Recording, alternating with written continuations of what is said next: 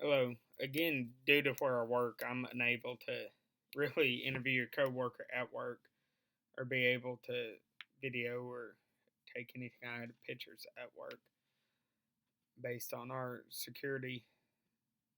Um, However, I did talk to the longest tenure guy we have on our shift, and I made some notes like I did before. He does have he's got 34 years 34. Yes. He's got 34 years of experience. He hired on in 1984. And he had some interesting things to say and some things that really made sense. He thought one of the biggest concerns we had as far as in our department was the turnover rate and staffing shortages. Um, he said he feels that it is in EMS in general, we've gotten to where a lot of the departments around where we live and where we work are short staffed, and it's just it's causing a lot of issues. um, People are having to wait on ambulances aren't available, fire departments are tied up, and even they're getting second or third due engines because the the first due engines are tied up waiting on ambulances and things like that. He also felt like that people getting into EMS and leaving within probably 5 to 6 years was another thing he saw later on in his career, because he said when he started there was a lot of guys that got into it, made a career out of it. Now it seems like there's a lot of guys get into it, might become an EMT, paramedic, firefighter, even police officer for 4, 5, 6 years, but then they kind of wash their hands of it and they go on and do something else. And he said with that happening, you don't really have the guys with a lot of experience. You're constantly trying to train and teach new guys how to do the job, and you don't have those mentors to help them along the way. He said how he things would handle it would be if you had a little bit better benefits for the employees, it would make it easier to retain some employees probably.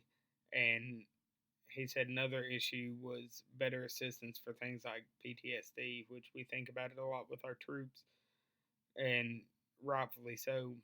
But sometimes I think like fire, EMS, and police, we kind of get it might be different circumstances that we're put into, but you can go into places and kind of have some of that PTSD, and you're not able to have real good outlets to let it out. He also mentioned the more employees you have, that you kind of spread the workload, and with what he talked about before being short staffed and short and not having enough employees, is it's putting a lot of extra work on the few employees you have. So that way you're kind of burnout.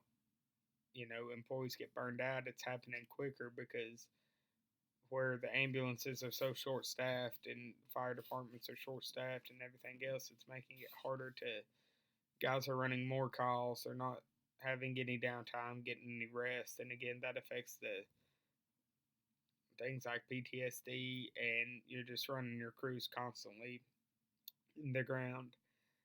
Um, he said one other thing he thought would really help with some of the, as far as the call volume crews are running, not just being short staffed, was a community paramedic program, which we work on an industrial complex, so that's not really an option for us. However, in the community, it would kind of, you could, if you had a community paramedic program implemented, he thought it would really change the aspect of how we run like non-emergency calls, because a lot of our priority 3 calls where we're just taking people